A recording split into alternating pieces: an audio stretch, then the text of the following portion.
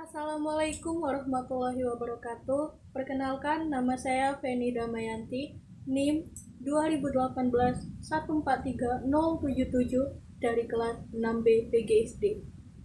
Jadi di sini saya akan melakukan storytelling dengan membawakan cerita rakyat legenda Candi Bumi Ayu yang berjudul Putri Ayu Urang Silang.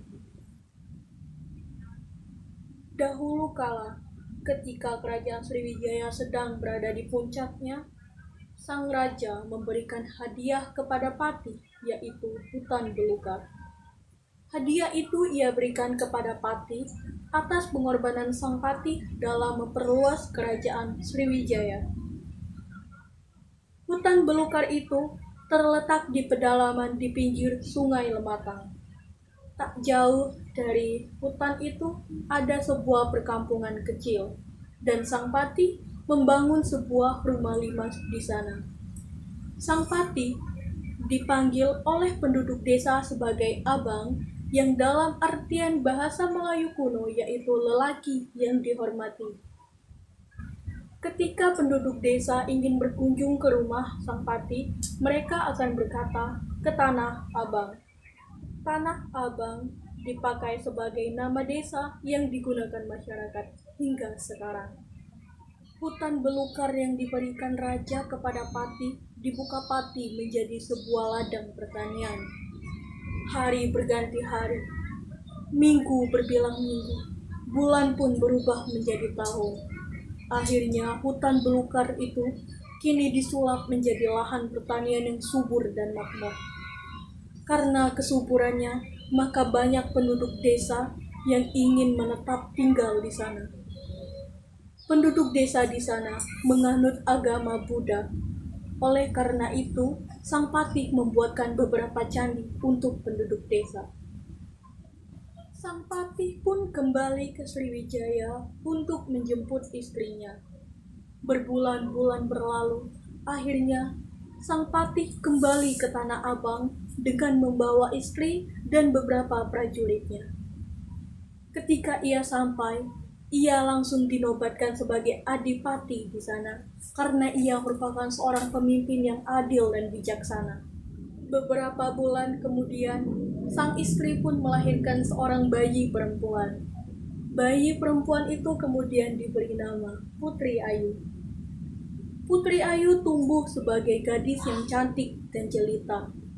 Namun, karena selalu dimanjakan oleh orang tuanya, Putri Ayu tumbuh sebagai gadis yang angkuh dan sombong. Suatu hari, bujang gadis desa Tanah Abang melakukan musyawarah untuk merayakan pesta panen dengan cara melakukan tarian berpasang-pasangan. Dan musyawarah tersebut sampai ke telinga Putri Ayu. Putri Ayu pun datang untuk ikut dalam musyawarah itu. Namun, ketika ia sampai, ia sangat marah karena ia dipasangkan dengan seorang pemuda yang sangat miskin. Pedia-pedia. Maaf ya aku nak narikan celanang lo dengan. Aku nih anak adipati. Dek pantas aku nak narikan dengan. Ilo aku nari dewe am. Mendengar cemohan seperti itu, wajah sang bujang pun menjadi merah padam. Dirinya menjadi amat terhina mendengar amarah itu. Dan Putri Ayu pun kembali ke rumah sambil menahan marah. Ketika Putri Ayu tidak ada, mereka pun kembali bermusyawarah. Alang kecongak Putri Ayu itu. Awa menolehnya tuh tidak bakal menang melawan dia. Tapi ilok tuh bonjok pelajaran supaya dia pacak menghargai orang. Siang berganti malam, pesta panen yang ditunggu-tunggu akhirnya tiba. Dan pada saat malam hari, seorang pangeran tampan dari kerajaan Sriwijaya datang sebagai tamu kehormatan. Putri Ayu yang mendengar kabar itu merasakan senang sekali. Ia langsung bersiap-siap dan menampilkan tarian yang paling terbaik. Ketika acara dimulai, Putri Ayu pun menari sendirian di pesta. Semua penonton tertuju padanya, karena Gerakan tariannya yang lemah gemulai ditambah wajahnya yang cantik dan jelita. Lihai niam Putri Ayu ninari, ngabelaga pacak nari puluh. Setelah pesta hampir selesai, para bujang dan gadis menyiapkan makan malam untuk para tamu yang disebut sebagai ngidam. Dan pada saat bersamaan, dua orang pemuda sedang bersembunyi di balik lumbung padi. Di tengah kegelapan, mereka menyiapkan tali jebakan untuk Putri Ayu.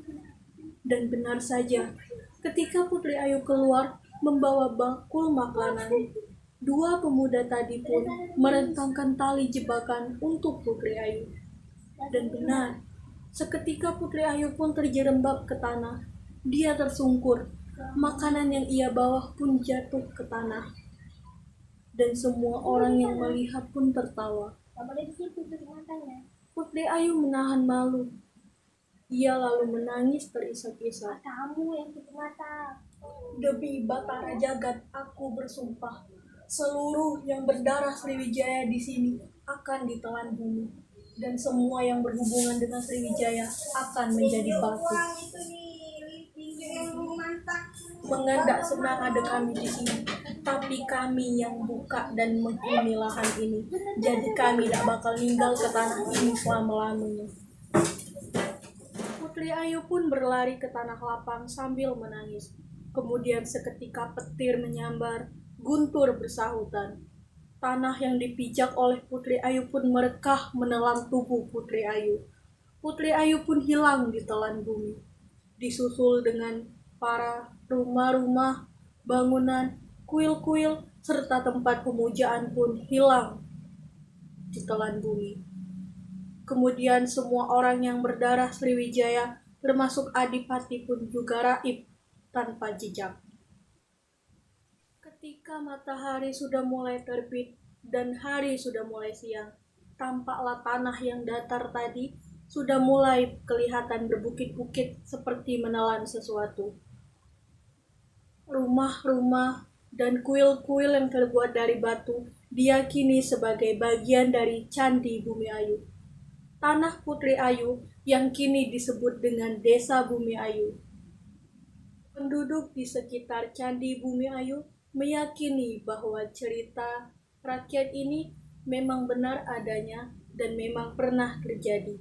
Maka dari sebab itu, warga setempat yang tinggal di sekitaran Candi Bumi Ayu disebut sebagai orang silam.